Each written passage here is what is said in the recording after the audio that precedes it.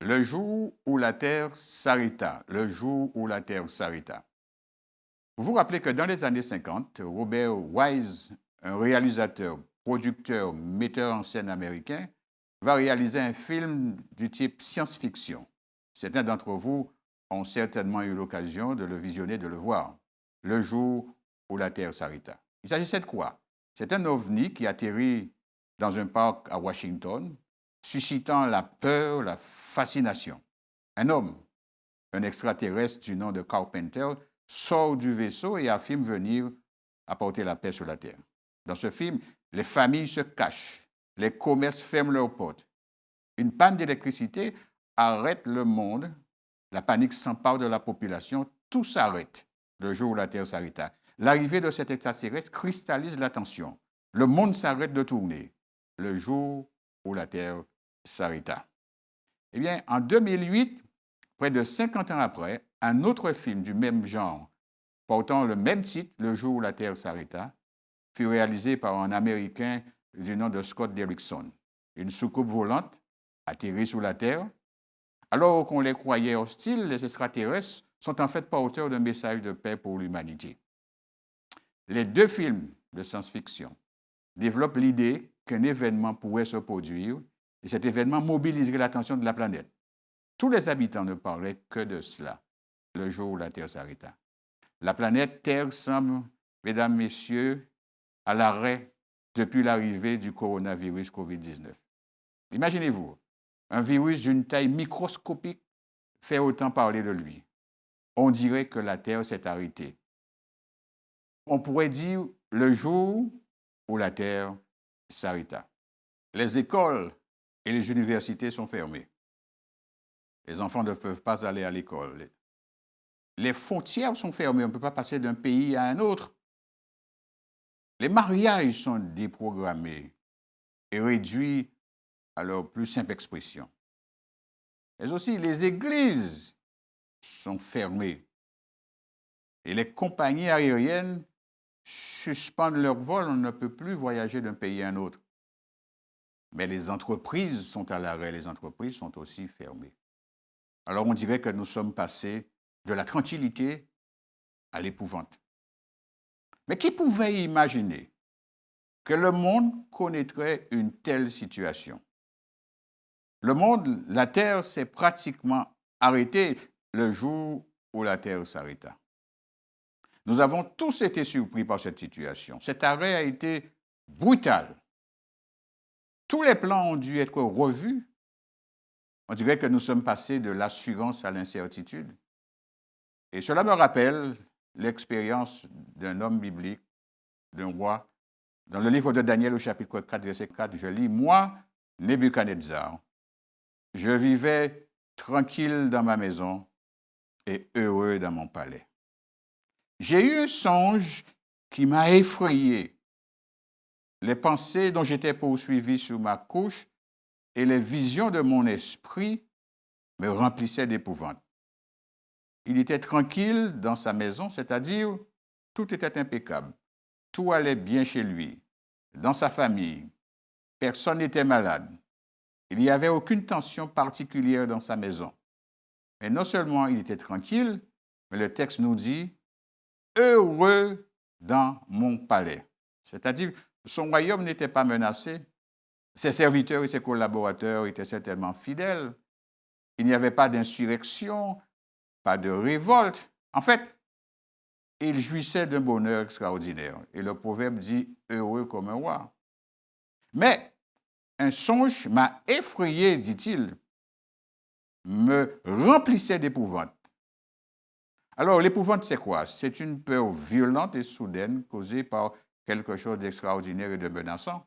Donc, il vit dans l'épouvante. Donc, il est passé brusquement, en très peu de temps, de la tranquillité à l'épouvante, de la stabilité à l'instabilité émotionnelle, de l'assurance à l'incertitude, sans aucune période de transition. Un songe qui a créé en lui un véritable désordre psychologique. Alors, mesdames, messieurs, nous avons connu une déstabilisation due au coronavirus. Et aujourd'hui, des salariés sont au chômage. Nous sommes passés de la liberté, quelque part, au confinement. Pour certains, du bien-être à la maladie, à la souffrance. D'un compte bancaire créditeur à un compte bancaire débiteur. De la tranquillité à l'angoisse. Certains s'interrogent et se disent, mais pourquoi maintenant? Alors, dans le livre du sage Ecclésiaste, au chapitre 9, verset 11, voilà ce qu'il dit. « J'ai encore vu sous le soleil que la course n'est point aux agiles, ni la guerre aux vaillants, ni le pain aux sages, ni la richesse aux intelligents, ni la faveur aux savants, car tout dépend pour eux du temps et des circonstances. » Je dois dire que certains faits, certains événements échappent totalement au contrôle de l'homme. L'être humain ne détermine pas quand et comment ces événements doivent se produire. Alors, arrêtons-nous quelque peu. Il y a deux lectures du temps, car Dieu dit, dans le livre de Proverbes, que nous n'avons pas la maîtrise sur le temps et les circonstances. Alors, il y a deux visions du temps. Il y a une vision cyclique et il y a une vision linéaire. La vision cyclique du temps, c'est que nous tournons en rond. Nous tournons en rond pour revenir sans cesse au point de départ.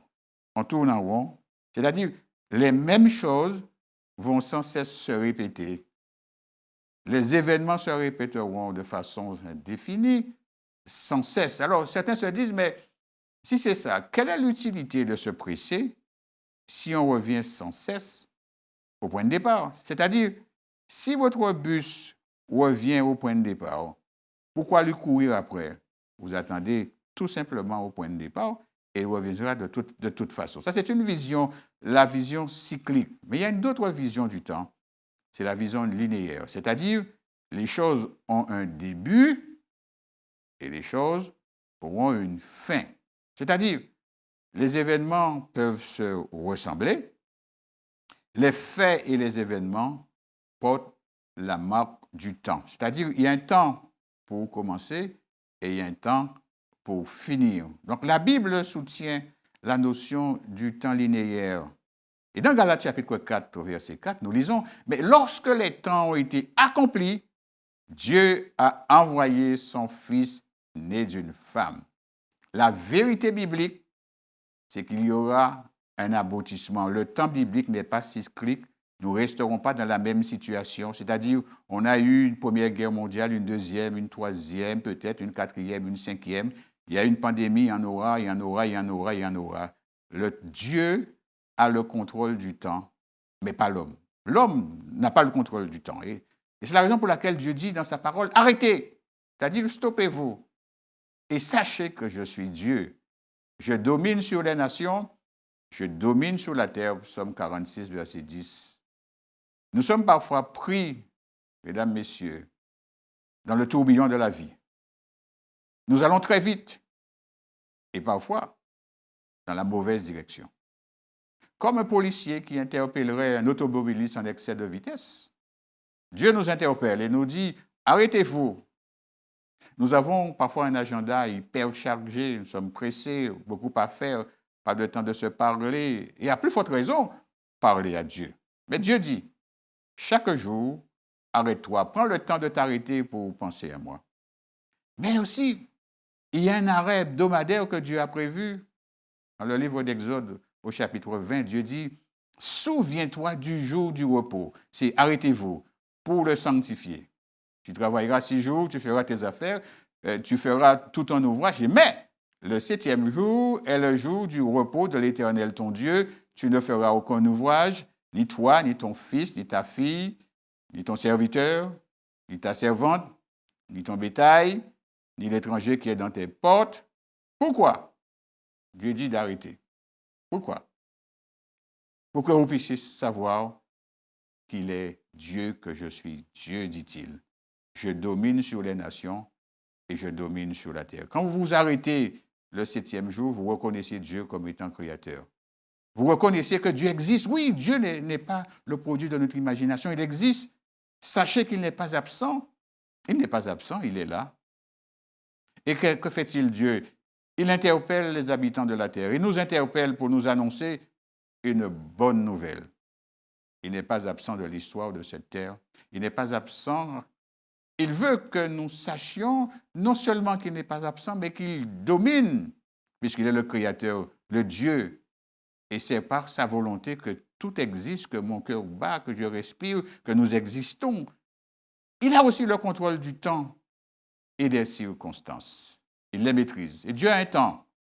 Dans 2 Pierre, chapitre 3, verset 10, nous lisons « Le jour du Seigneur viendra comme un voleur. En ce jour, les cieux passeront avec fracas, les éléments embrasés se dissoudront, et la terre, avec ses œuvres qu'elle renferme, sera consumée. » Il y a un autre texte qui dit que la terre est déchirée, la terre se brise, la terre chancelle comme un homme ivre, elle vacille comme une cabane, dans Ésaïe 24, verset 19 et 20. C'est-à-dire, on voit cette instabilité. Certaines personnes me disent, mais écoutez, le jour du Seigneur vient, mais ça fait peur. Est-ce une fiction? Le jour où la terre s'arrêtera. Alors, arrêtons-nous quelques instants. Les deux films dont j'ai fait mention au départ, Le jour où la terre s'arrêta, celui de 1950 et celui de 2008, étaient deux films de science-fiction, c'est-à-dire le produit de l'imagination, de la réflexion humaine. Le jour du Seigneur n'est pas une fiction. Les épidémies ne sont pas des fictions. Le jour où le Seigneur reviendra, la terre s'arrêtera. Tout s'arrêtera, car la Bible dit « tout œil le verra ». Vous avez peut-être visionné les deux films de science-fiction. Je répète, celui des années 50 et celui de 2008. Mais vous ne pouvez pas rater le vrai, le réel, celui qui est annoncé déjà depuis longtemps. Ça ne doit pas vous faire peur. Et Dieu vous rassure et dit, écoutez, Jean 14 dit, que votre cœur ne se trouble point. Croyez en Dieu et croyez en moi. L'antidote de la peur se trouve en Dieu. Croyez en Dieu, c'est-à-dire, il existe. Faites-lui confiance. Croyez en Jésus-Christ, qui est la plus belle révélation de Dieu et qui est le sauveur de l'humanité venu sur cette terre pour vous apporter la paix et le bonheur. La terre va être bouleversée. Les choses vont mobiliser l'attention des habitants de notre planète comme le coronavirus. Mais Dieu veut nous adresser une parole d'amour. C'est Dieu qui vous tend la main. C'est Dieu qui vous invite à entrer en vous-même, en nous-mêmes. C'est Dieu qui nous invite à réfléchir sur le vrai sens de la vie. Et Dieu le dit, je ne sais combien de fois dans sa parole, dans la Bible, qu'il nous aime, puisque la Bible est un livre d'amour que Dieu nous a donné.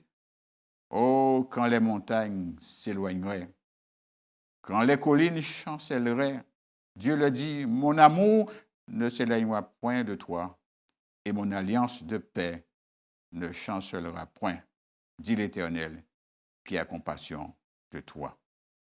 Oui, Dieu nous aime, il nous cherche et il te cherche. Arrête-toi avant le jour où la terre s'arrêtera. Arrête-toi un instant, juste un instant, pause un instant, et sache, dit-il, que je suis Dieu et que je domine sur toute la terre.